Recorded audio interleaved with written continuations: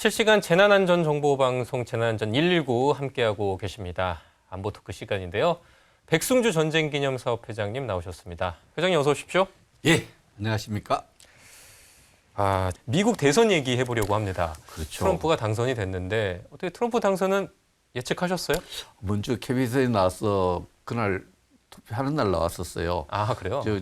호감도 중심으로 가을 때는 트럼프가 조금 비호감적 요소가 많다 이렇게 생각을 말씀을 드렸었는데 미국의 주류 사회가 해리스는 미국 주류 사회에서 보면 좀 이방인적 성격이 있지 않습니까? 여러 가지 정체성 문제에서 미국이 트럼프를 선택했습니다. 우리가 트럼프 선택했을 때는 가장 중요한 것이 제가 남미 국가들 만나서 지도자들 만나서도 이야기했는데 남미 국가도 트럼프에 대한 약간의 그 미국 우선주의에 대해서 두려움을 갖고 있어요. 우리하고 비슷한 이민자들을 막겠다고 하고 하니까. 그러나 당선된 순간에는 우리가 과거의 여러 가지를 완전히 잊어버려야 된다. 네. 트럼프 미국 정부와 서로 협력 관계를 준비해야 된다. 준비한다. 그런 얘기를 했는데 아마 트럼프가 당선되는 거 제가 정확하게 솔직히 말씀드려서 될 가능성이 있지만은 조금 저 개인적으로는 우리 안보와 관련해서 조금 불편한 캠페인을 많이 했기 때문에 좀 그런데 지금은 우려하시는 분들이 저도 우려하는 쪽에 속했어요. 우려하는 네. 속했지만 지금은 당선된 트럼프 2기 정부가 잘 지내는 방법을 최선을 다해서 찾아야죠. 그렇죠. 앞으로가 뭐 중요하겠죠. 그럼요. 요즘 트럼프 당선인의 인선이 진행되고 있는데요. 좀 반가운 이름을 발견을 했습니다. 더그 버검 그렇죠. 노스다코다 주지사를 내무장관으로 지명을 했는데 그 몇 주 전에 방송에 나오셔서 이 버그다검 주지사 지난달이었죠. 전쟁기념관에 그렇죠. 방문을 했었잖아요. 우리나라를 방문해서 우리 대통령도 만나고 에너지 분야에 관심 많아서 에너지 부처 또 무역협회 회장 만나고 전쟁기념사업회를 찾아서 저하고 1시간 정도 가족이 같이 사모님 같이 1시간 정도 같이 사진이 나오고 있습니다. 얘기를 나눈 적이 있습니다. 있는데 더그버검이 저는 이 트럼프 정부의 내무장관으로 또 에너지위원장을 같이 겸하게 돼 있어요. 특히 에너지에 대해서 굉장히 많은 관심을 갖고 있는데 트럼프도 에너지 정책을 많이 발표를 하고 있잖아요. AI 문제라든지 그런 정책의 산업에 관심인데 AI의 가장 핵심은 데이터 센터를 설치하는 건데 데이터 센터를 설치하면 전기가 많이 들잖아요. 양질의 전기 또 에너지 분야에 굉장히 관심이 많아서 내무장관 겸 에너지 분야에서 우리 대한민국 정부와 협력해야 될 부분은 저는 개인적으로 굉장히 반가웠어요. 그렇죠. 저는 특별하게 예감이 있었는지 몰라도 그런 경우 잘 없는데 하도 사진이 예쁘게 나와서 따로 사진을 선물로 보낸 적도 있어요. 아니, 좀 되고 나서도 연락을 해보셨습니까? 아직은 안 했습니다. 안 한번 했는데 메시지를 보내보세요. 인스타라든지 제가 메시지이기 때문에 그 전에 제가 좋은 관계를 유지하려고 노력한 부분인데 방송을 통해서 하기는 좀 그렇고요. 아무튼 공공에게 하나의 성과적 측면이라고 보고요. 그러니까요. 한국에 대해서 굉장히 좋은 특히 한국 에너지 정책에 대해서 큰 관심을 갖고 있는 사람이 내무장관 겸 에너지위원장이 되었습니다. 그렇습니다. KBS를 통해서도 많이 이야기를 했죠. 사진도 보여드리고 지금도 맞아요. 사진이 나오고 있는데 그죠? 그 내무장관에다가 이제 에너지 정책까지 주관을 하게 되면 특히나 우리나라가 지금 뭐 에너지 문제가 또 중요하잖아요. 우리도 이제 미국의 어떤 이제 석유화학이라든지 이런 것들을 좀 수입을 할 수도 있고 그런 상황인데 굉장히 또 중요한 자리로 가셨네요. 에너지와 새로운 신산업이죠. AI 관련 AI 베이스의 산업들에서 이분이 마이크로소프트 부회장도 했고 그런 분야에 대해서 마이크로소프트 특별한 관계를 갖고 아직도 유지하고 있고 미국에서 가장 부자 정치인입니다. 우리가 조금 한국에 왔던 경험과 대화 내용들을 갖고 좋은 관계를 유지하면 좋을 것 같습니다. 네, 어쨌든 이 더그 버검 주지사도 이제 전쟁기념관의 기운을 받아서 좋은 자리로 갔는데 어떻게 아셨어요? 전쟁기념관에 우리 왔다 가서 좋은 일이 좀 있을 거예요, 우리 장 기자님도. 아주 뭐 지금도 좋은 일 많습니다. 네, 알겠습니다. 이번에는 그 미국의 안보 정책 얘기를 해보겠습니다. 사실 이게 정말 중요한 이슈잖아요. 제일 중요하죠. 이 트럼프 2기 외교 안보 라인이 좀 이제 바뀔 것으로 이제 바뀌고 있죠. 많이 바뀌고 있죠. 지명을 했죠, 2기 장관들. 그래서 일단 관련 뉴스가 저희가 준비되어 있는데 뉴스 보고 나서 이야기를 더 나눠보겠습니다. 트럼프 당선인은 마이클 왈츠 하운 의원을 백악관 국가안보보좌관에 지명하면서 힘을 통한 평화를 강조했습니다. 육군 특수부대 출신이자 아프가니스탄 등에서 전투 경험을 갖고 있는 왈츠 지명자는 북러 군사 협력을 위험하고 사악한 동맹이라고 비판한 바 있습니다. 중국에 대해서도 베이징 올림픽 보이콧을 주장했던 강경파입니다. America needs to wake up to the fact that the Chinese Communist Party is in a cold war with the United States, and we're falling behind. 폭스뉴스 앵커 출신의 국방장관 지명자 피트 헤그세스도 강경 보수파로 중국의 위협을 강조해온 인물입니다. Because China's building a military built to defeat the United States. The United States right now has a military mostly focused on fighting the last war. 국무장관 지명 가능성이 높은 마르코 루비오 상원 의원도 매파로 분류됩니다. 상원 외교위원회 활동을 하며 중국과 이란 문제 등에 강경한 목소리를 내면서 특히 중국이 민감해하는 위구르 강제노동 방지법을 공동 발의하기도 했습니다. 루비오 의원은 북한에 퍼주기만 해서는 안 된다는 주장을 펴는 등 한반도 안보와 북한 인권 문제에도 꾸준히 관심을 보여왔습니다. There is a lunatic in North Korea with dozens of nuclear weapons and a long-range rocket that can already hit the very place in which we stand tonight. 트럼프 2기 안보 라인이 이처럼 충성파이자 매파로 채워지면서 중국과 북한을 겨냥한 압박 수위가 한층 높아질 것이란 전망이 지배적입니다. 워싱턴에서 KBS 뉴스 김경수입니다. 회장님, 이렇게 이제 국무장관, 또 국방장관, 그리고 국가안보보좌관까지 잠깐 여기 뉴스에서 발언들도 짚어봤습니다만 약간 북한의 강경파 같다는 좀 느낌이 든단 말이죠. 북한 인권 문제에 관해서는 우리 윤석열 정부와 트럼프 2기 정부와 맥을 같이 할 것 같은 느낌을 갖죠.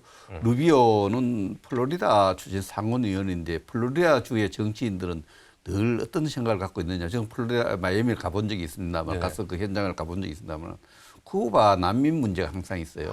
쿠바에 탈출하기 때문에 한 200만 이상 되거든요. 이분들이 지지를 얻어야 저 선출직 공직자가 돼요. 이분들이 그 쿠바 정부에 대해서 굉장히 부정적이죠. 인권 문제에 굉장히 관심이 높고요. 그래서 루비오의 한때는 공화당의 오바마를 할 정도로 뜨는 별이었는데요. 이 루비오가 북한 인권 문제에 굉장히 깊은 관심을 가질 걸로 보고 이미 중국의 인권 문제, 특히 티베트 문제에 대해서 강력한 입장을 갖고 이번 활동을 해서 이 부분은 굉장히 우리 정부에 도움이 될 것 같고요. 왈츠 항원 의원 역시 그런 인권 문제에 대해서 굉장히 관심 많습니다. 네. 근데 약간 걱정되는 부분은 루비오나 왈츠는 의원 활동을 하면서 또 여러 가지 동료와 타협하고 조정하고 이런 데 대해서 경험이 많잖아요. 네. 문제는 지금 국방부 장관으로 내정된 헤그셰스 폭스사 이분이 뭐 얘기를 듣기로는 약간은 비주류 같은 또 장군 출신도 아니고 이 ROTC 출신이에요. 네네. ROTC 출신인데 소령 출신이죠. 그래서 이 사람이 엄청난 실험적 수준의 국방부 변화를 추구할 것 같아요. 네. 그래서 기존에 또 국방부 갖고 있는 관료라 체제라든지 이런 부분에 대해서 굉장히 비판적이고 특히 우리와 관련해서 굉장히 우리 안보와 관련해서 좀 걱정되는 부분은 일관되게 해외 미군 기지 주둔 문제에 대해서 예. 주둔할 필요가 있느냐는 입장을 갖고 있거든요. 약간 이제 축소를 하자. 해외에 예, 있는 주둔, 미군의 이 부분에 규모를. 대해서 해외 미군 기지 문제 또 방위비 그 나토라든지 우방국의 그 방위 분담 문제 이런 데서 상당히 우리한테 스트레스를 줄 수 있는 입장을 내놓을 수 있어요.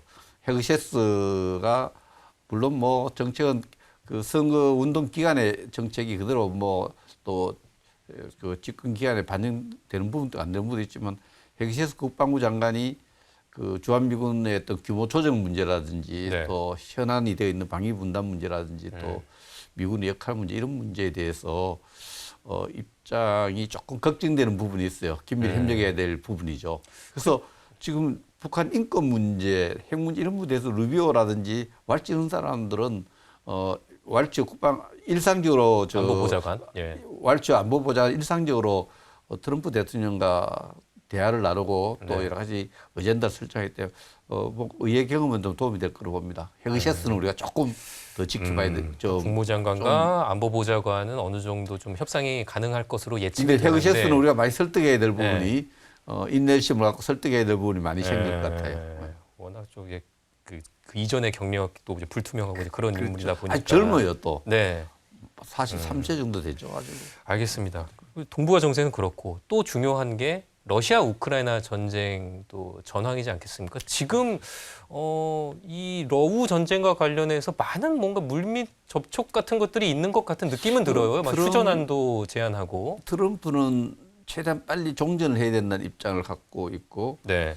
바이든 현재였던 바이든 대통령은 침략 전쟁에 대해서 러시아에게 좀 더 타격을 준 가운데 협상을 해 가겠다는 입장인데 이 약간 지금 지금 어제 오늘 굉장히 그 바이든 현 대통령과 네. 트럼프 당선자의 입장 차이가 나오는 게 있죠. 예. 바이든은 우크라이나가 그 러시아 본토를 공격할 수 있는 에이티킴스 사정거리 맞아요. 300km 정도 미사일을 사용해도 좋다. 그래서 이렇게 실제로 지금 쓴 거잖아요. 6발 정도 발사한 걸로 돼 있죠. 우크라이나가 그렇죠. 러시아 본토에. 오늘 또 대인 지뢰를 네. 사용할 것도 허락을 했고 이런 부분은 우크라이나가 좀 더 러시아에게 좀 더 공격할 수 있는 기회를 더 주고 있는데 이게 굉장히 의미가 있는 것이 네. 러시아의 모스크바의 가까이 인근 지역에 우크라이나가 미사일 공격할 경우에는 러시아의 반전 여론을 만들 수 있거든요. 아니 특수 작전을 했는데 예. 자기군 속였는데 우크라이나 미사일이 계속 러시아에 떨어질 네. 경우에는 러시아 국민들을 자극할 수 있는 부분이 때문에 이 푸틴이 굉장히 예민한 거예요. 그렇죠. 푸틴이 그러니까 미국이 에이티킴스 미사일 발사를 허용하고 계속 무기를 하면은 우리 핵무기를 사용할 수 있는 그러니까요. 교리 닥트린을 바꾸어서 핵무기 사용할 수 있도록 그렇게 얘기를 했죠. 준비해 가겠다. 그게 우크라이나 자체는 핵이 없지만 핵을 가진 국가의 도움을 받아서 공격할 경우에는 그것을 공격할 수 있도록 핵무기를 사용할 수 있도록 교리를 바꾸겠다 이렇게 나오기 때문에 더 큰 전쟁으로 가지 않겠느냐. 우리 국내에서도 이 문제에 대해서 상당히 많은 언급을 하고 있는데 논란이 되고 있는데 어쨌든 두 달 정도 치열하게 트럼프 행정부가 공식 출범하기 전에 바이든 정부의 지원을 받는 우크라이나가 러시아를 공격을 좀 더 치열하게 하고 러시아는 여기에 밀리지 않는 상황 또 북한군을 좀 전선에 활용하는 전투에 개입시킨 상황 때문에 러시아 우크라이나 전쟁이 두 달 정도 앞으로 향후 두 달 동안 치열한 국면을 하나의 전황을 보일 것 같습니다. 바이든 입장에서는 지금 어떤 생각을 하는 걸까요? 약간 트럼프 정부가 공식 출범하기 전에 약간 전황에 약간 회방을 놓으려는 근데 심상인 바이든 건지. 정부 입장에서는 지금까지 우크라이나에 대한 어떤 정책을 이제 트럼프가 완전히 바꾸겠다는 메시지를 내놓는 입장에서 한 두 달 동안에 그런 그 트럼프의 메시지에 대해서 좀 다른 어떤 메시지를 내놓고 있어서 어떻게 보면은 그 우크라이나를 다룬 데 있어서 분명히 입장 차이를 보여주고 있는 거죠. 그럼 트럼프 정부가 공식 출범하기 전까지는 지금 러우 전쟁 전선에서는 더 치열한 공방전이 벌어질 수 있겠네요. 영토 하나라도 더. 지금 그렇습니다. 예. 그 트럼프의 입장은 현재 어떤 러시아가 돈바스 지역에 상당히 러시아 점령하고 있잖아요. 네네. 그것을 그냥 인정하자. 또 크림반도 도로 찾아가겠다는데 크림반도 도로 찾는 것은 현실적이지 않다. 그 크림반도 주고 돈바스 주고 그 지금 종전하자는 입장인데 바이든 정부는 이 모든 것이 러시아의 침략을 얻었기 때문에 우크라이나 그것을 좀 회복한 가운데서 유리한 가운데 협상을 해야 된다 이런 입장이죠. 차이가 큽니다. 우크라이나 입장에서는 사실 이제 그런 휴전안, 자신의 영토가 이제 러시아에 많이 뺏기는 이런 휴전안을 받아들이기는 어려울 텐데 앞으로 어떻게 될지는 좀 지켜봐야겠네요.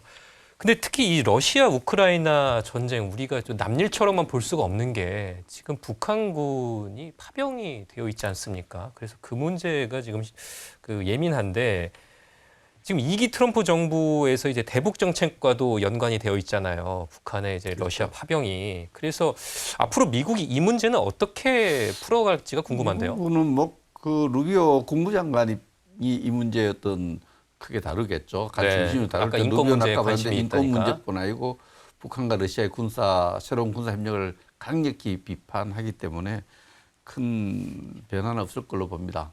그런데 지금 가장 문제는 트럼프의 그 안보 라인에 또 같이 들어가는 정보국장 게버드 하와이 출신 서사모 출신의 국회의원은 트럼프와 김정은의 새로운 협상을 지지하고 있거든요. 그리고 어떻게 보면 북한 핵 개발에 대해서 좀 용인하는 발언을 많이 했기 때문에 참모 들어가는데 입장 차이가 좀 있을 것 같은데 비핵화를 기본적으로 지키되 탑다운 방식 경험했는데 실패했죠. 네. 트럼프와 김정은의 협상 방식에 대해서 트럼프가 이 참모들 간에도 입장 차이가 있는데 어느 쪽을 지지할지는 사실 예상하기 좀 힘들어요. 탑다운 방식이라면 그냥 트럼프와 이게 김정은이 실무자끼리 협상하는 네. 수준보다는 최고의 정책 결정자끼리 트럼프와 김정은이 우선 협상을 하고 결정을 하고 밑에가 그걸 맞춰가는 건데 예를 들면 싱가포르에 대해서 조금 뭐 여러 가지 합의는 했지만 그 중에서 갑자기 트럼프가 김정은에게 나 선물 하나 주겠다 해서 한미 연합훈련 줄이겠다 이렇게 해서 우리가 거기 맞추는데 애를 먹은 적이 있거든요. 미국의 고위 군 관계자들도 힘들었는데 우리가 제가 볼 때는 트럼프와 김정은의 고위급 회담을 먼저 하고 실무로 가는 이런 협상 방식은 이미 실패를 경험했기 때문에 저는 뭐 바람직하지 않다고 생각합니다. 그 점에서는 루비오 많은 폭넓은 경험을 가진 루비오 역할이 좀 있어서 트럼프 입장을 맞추기보다는 트럼프에게 좀 더 생각할 수 있도록 이렇게 하는 탑다운 방식보다는 실무자들끼리 탑다운 방식보다는 미국과 한국 정부의 어떤 탄탄한 공조를 바탕으로 네. 또 조율된 협상, 조율된 어떤 대처가 중요하지 않나 이렇게 생각합니다. 탑다운 방식이 아니라면 우리나라가 그 협상에 끼어들 여지도 좀 더 많아질 수는 그렇죠. 있겠네요. 그렇죠. 한미 공조가 바탕이 되면 탑다운 방식 하더라도 한미 공조가 의심받아서는 안 되는 거죠. 북한을 다루는데 가장 중요한 것은 지금 한국과 미국의 입장이 철저히 공조가 되어 이루어진다는 걸 봐야 협상에 실행력도 생기고 협상 성과도 있는 거예요. 그런 부분에서 일방적 탑다운 방식은 저는 반대합니다. 일방적에 대해서 안 되고 한미 공조가 된 어떤 그 기조 하에서 탑다운이든 실무 협상이 진행되었다고 생각합니다.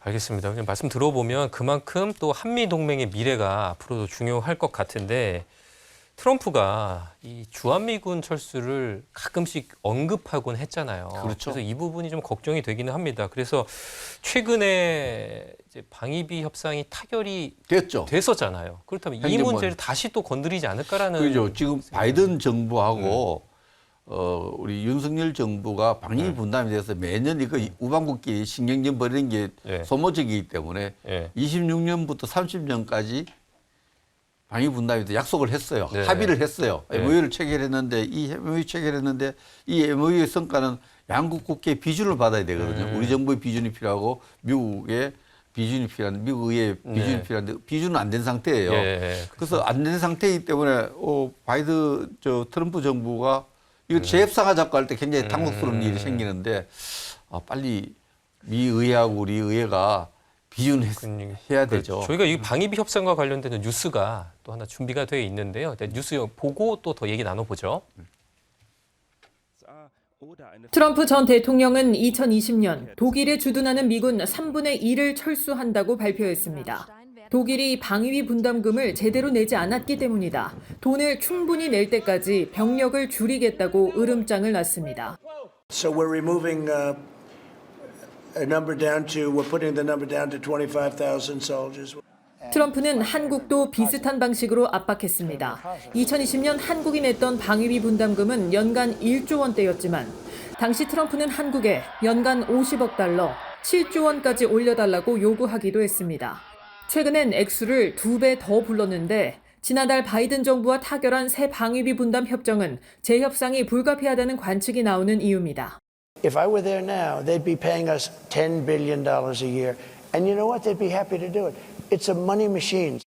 집권 도중 한국이 충분히 비용을 내지 않으면 주한미군 철수를 검토해야 한다고도 참모들에게 여러 번 언급했기에 재협상이 현실화되면 이번에도 주둔 병력 조정을 압박수단으로 활용할 거로 보입니다. 트럼프가 노골적으로 한국의 방위비 분담금을 100억 달러 수준으로 올려야 된다. 1기 때는 50억 달러도 요구했는데 100억 달러 올려야 되겠다.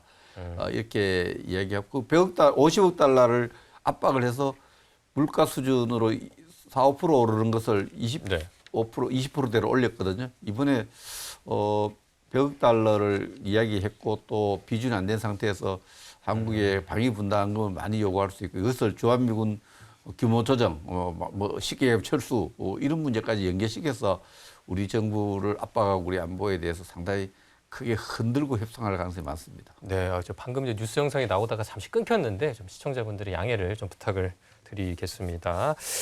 계속 이야기를 나눠보면 결국 걱정하는 거는 우리가 부담하는 방위비가 더 많아지지 않을까라는 걱정이지 않겠습니까? 그렇죠. 네. 근데 지금 우리가 이제 그 부담하고 있는 방위비가 한 어느 정도 규모죠? 우리가 한 1조 3천억 정도 부담하고 있어요. 연간. 네. 예, 그래서 그 연간 보통 물가 오르는 만큼 인상하도록 이렇게 해왔거든요.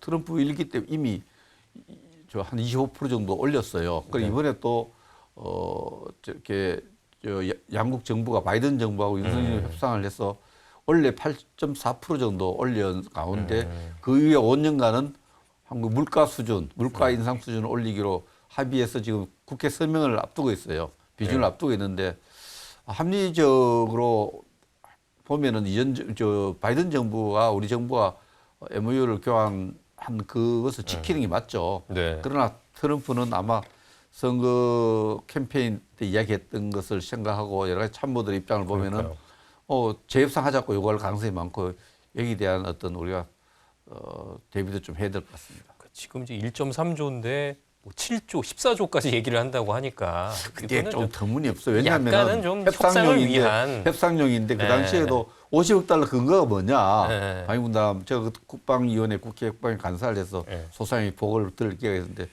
주한미군 주둔에 따른 전체 비용이 그 정도 든대요. 네. 그 28,500명 미군 주둔과 장비 주둔 유지비가 트럼프가 아무튼 100억 달러를 이미 언급했기 때문에 네. 재협상을 요구할 가능성이 많고 재협상의 여러 가지 발언들은 협상을 위해서 엄청나게 우리 생각보다는 다른 네. 충격적인 숫자를 제시할 가능성도 있다고 봅니다. 근데 뭐 트럼프가 기업인 출신이고 또 모든 걸 거래 위주로 생각을 하다 보니까 그렇게 방위비 협상을 한다 하더라도 우리가 무엇을 줄지에 대해서 또 생각을 해야 될 것 같거든요. 그래서 좀 얘기를 해보고 싶은 게 그 이제 윤석열 대통령과 지금 대화 중에 트럼프 대통령이 당선이 되고 나서 조선업을 얘기를 했잖아요. 여기서 좀 협력이 필요하다. 이 말은 어떻게 해석하십니까? 그렇죠. 그 부분은 이제 미국 군이 지금 중국과 대결 구도로 가는데 군사적 어떤 대결 구도 속에서 미군이 참 어려운 것이 군함을 건조한 데 따른 여러 가지 국내적 여건이 어려워요. 또 예산보다도 군함의 플랫폼을 유지하는 데 드는 여러 가지 어려움이 있어서 또 기존에 있는 군함을 수리하는 MRO 사업이라는데 이 사업에 대해서 우리 정부가 긴밀히 지금 협력이 되어서 이미 2척 정도가 우리 기업이 MRO 수리하는 걸 하고 있죠. 현대중공업이 제가 수리하고 있는 것으로 있고 그뿐만 아니라 전투기까지도 여러 가지 그 MRO 사업 시장이 연간 한 20조 되는 한국과 협력해야 될 부분이 굉장히 많습니다. 그러나 이 부분에 특히 방위 분담은 우리 의회가 좀 제대로 역할을 해야 돼요. 국회를 통과해야 예산이 나가는 거 아닙니까? 네. 먼저 트럼프 정부 때도 제가 국방위 감사하면서 네네. 트럼프 요구를 무력화하는데 좀 더 줄이는데 의회가 단합해서 네네. 예산 편성할 때 그런 역할을 좀 했습니다. 우리가 갖고 있는 이런 문제에 대해서는 정말 여야가 트럼프 방위 분담 협상이라든지 안보 문제에 대한 데서는 여야가 참 국가의 생존과 지속적인 번영 이런 국가 이익의 관점에서 이 안보 문제, 미국과의 그렇죠. 어떤 이런 문제, 트럼프 정부와의 어떤 여러 가지 조정이 필요한 부분 또 같이 가야 할 부분 이런 부분에 대해서는 여야가 초당적으로 행정부와 협력해야 됩니다. 네. 이렇게 이런 부분에 대해서 입장 차를 노출시키면 안 된다 생각합니다. 네. 아무튼 뭐 트럼프 행정부와 잘 좀 협상을 했으면 좋겠네요. 오늘 얘기는 여기까지 듣도록 하겠습니다. 지금까지 백승주 전쟁기념사업회장이었습니다. 회장님 말씀 고맙습니다. 예, 감사합니다.